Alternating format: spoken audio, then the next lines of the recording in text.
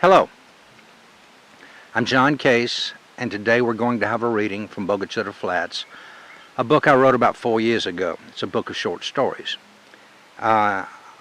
This is part of what we call our Coronavirus series, and I'd like to thank Kendra Manis, publisher of Slidell magazine, for making this possible, our sponsors for bringing it to you, and William Blackwell for his expertise in photography and video and audio. The name of the story today is The Bank Robber. Journalists have a code. It's called the 5 W's. Who, what, when, where, and why. I'm not a journalist. I'm a storyteller, and I'm not confined by such conventions. I've found that by not following such protocol, I can tell you stories that a journalist would never be able to acquire. The following is such a story. With that said, it's also a true story. Only 2 names are accurate in this entire story. All others have been changed. Not one location is precise, but rest assured it happened nearby. I think when you finish the story, you will understand why I chose the liberties I have, rather than follow the W's imposed by journalists.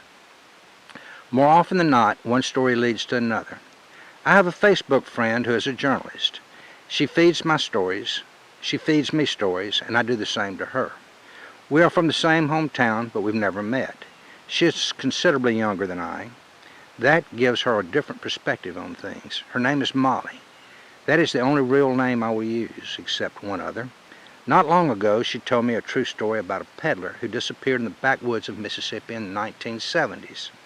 A couple of years after his disappearance, a dam that had been built to prevent flooding was breached, and a body was discovered in the scattered ruins of the flooded embankment. There were no forensics in those days, but it was assumed it was the peddler. The dam coincidentally was on my great-uncle's property. His name was Uncle John. He was not suspected in the disappearance, as I understand it, but a neighbor was, and that neighbor disappeared during the night and has never been heard from since. I have an uncle who is in his 90s now. That would make him one generation closer to Uncle John than I am.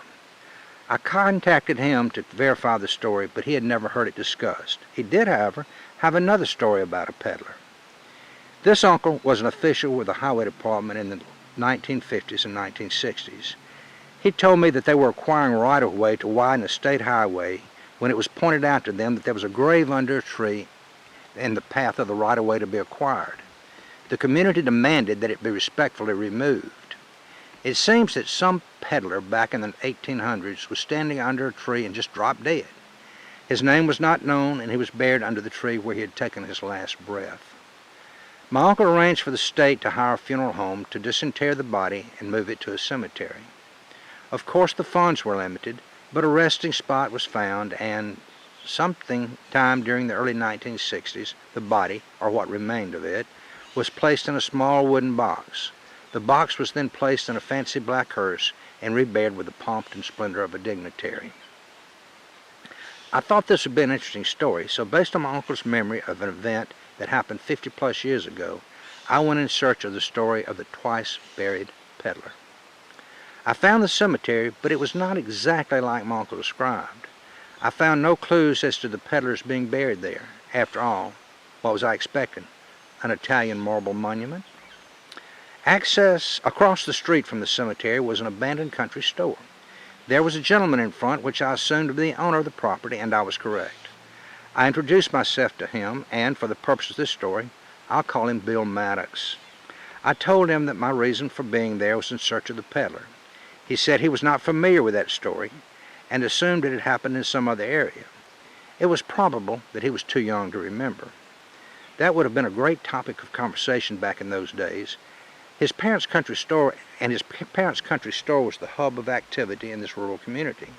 The store had been there since 1948, when the highway was still a country gravel road. Well, it turns out my new friend Bill was a storyteller extraordinaire, and before long we were exchanging tales we'd been told through the years. Soon he asked me if I had ever heard of William B. Kingston.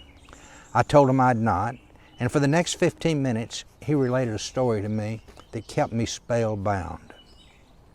I could not wait to get home and Google the name, and when I did, I found that every word he had told me was true, but there was more. What I'm going to relate to you is a combination of what he told me and what I discovered in my research. Make sure you stay tuned until you read the last paragraph. Country stores were the meeting place for locals before other forms of entertainment such as TV came along. Also, good and dependable transportation to take you to more interesting places was limited. It was mostly a male thing, but hanging out and gossiping at the local store was a favorite pastime for many. The practice still exists in many rural communities today. Usually a bench was provided by the owner of the establishment, and usually it was placed under some type of canopy. Such was the case in the store owned by Bill Maddox's father.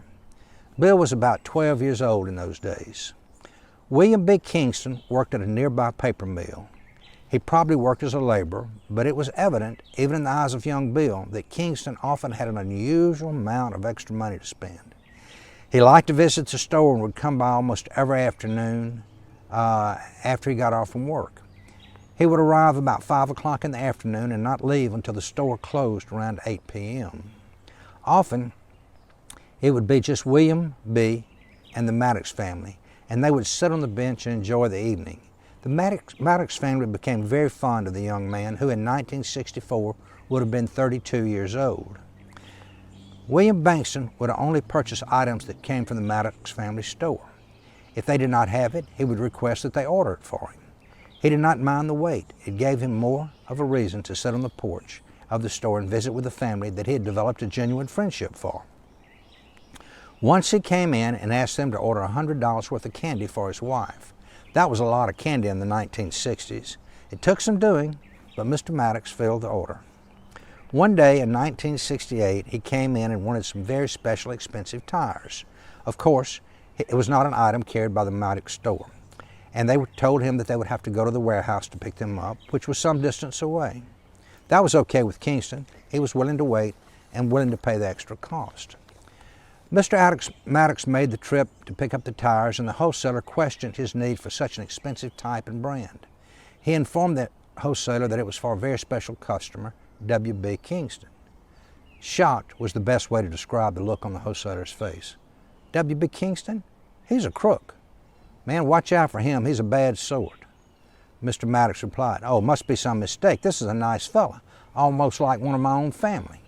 The subject was dropped, and Mr. Maddox returned home to the light of W.B. Kingston, who, as always, paid in cash. A few days later, there was a bank robbery in a nearby community. The robber left enough clues that allowed the authorities to easily track him to New Orleans, where he was sharing an apartment with a female accomplice. They found almost $23,000 in the apartment, along with the bags that the teller had described putting the money in. W.B. Kingston was arrested, then returned and jailed in the community near where he committed the crime. The robbery occurred in September.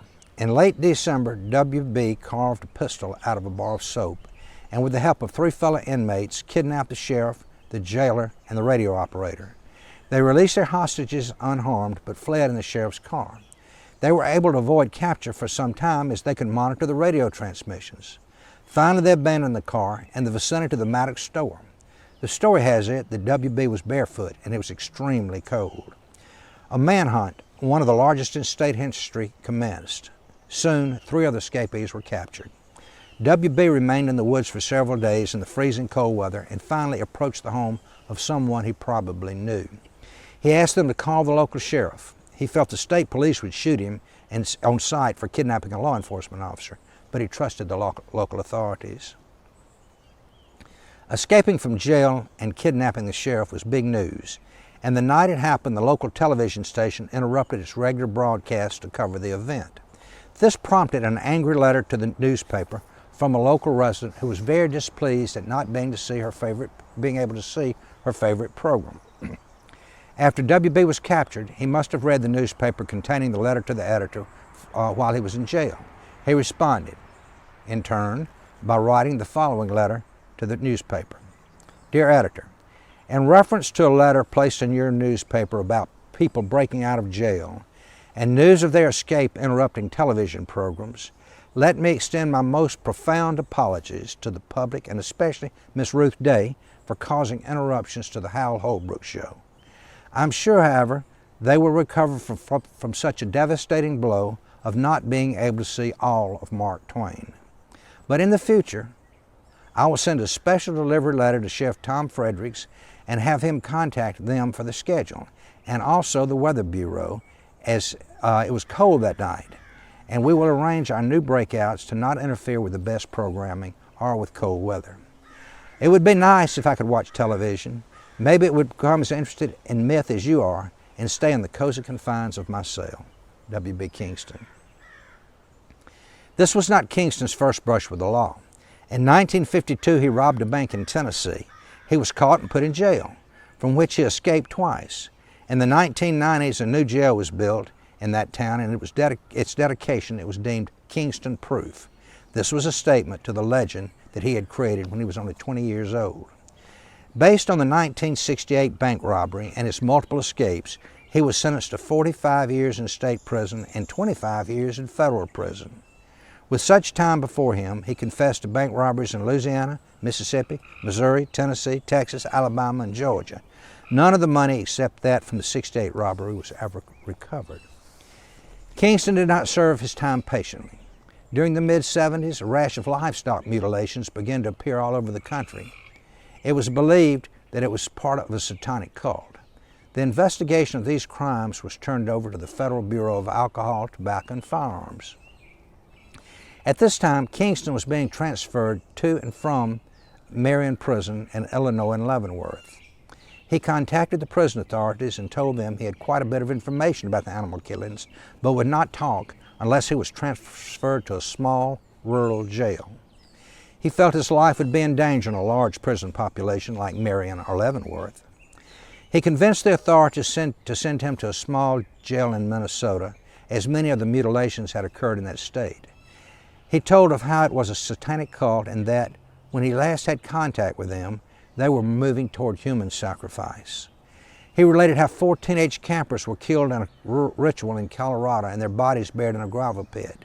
He denied having any involvement in the ritual, but assured officials that this story could be corroborated if they would bring a friend of his who was in prison in Texas up to the Minnesota jail.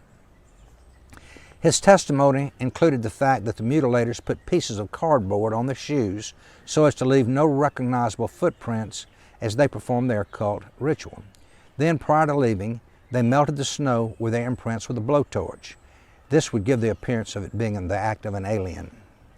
The federal officers followed his instructions, and his friend did confirm his story. The next day, Kingston and his friend escaped from jail. It was believed that there was no truth to his testimony, and that it was only a ruse to make an escape easy. He was captured again shortly thereafter. In 1976, a former U.S. Foreign Service officer, later confirmed to be a spy, murdered his wife, mother, and 3 children. His disappearance has not been found to this day. Found in Kingston's belongings were correspondence between him and the murderer. No reason for the correspondence has ever been determined. In the early 1980s, W.B. was released from prison, not because he had served his sentence, but because he was dying of cancer. In a few months, he was dead. Bill Maddox had the privilege of becoming friends with a criminal profiler a few years ago. He told him the story, much as he told it to me, and I'm relating it to you. The profiler smiled and said, "Bill, I don't want to hurt your feelings, but I don't think Kingston liked you and your family as much as you thought he did. No, he'd just like to have a reason to be here at the store. You see, he was burying money in fresh graves in that cemetery across the street. He was just keeping his eye on the money. I bet it's still there."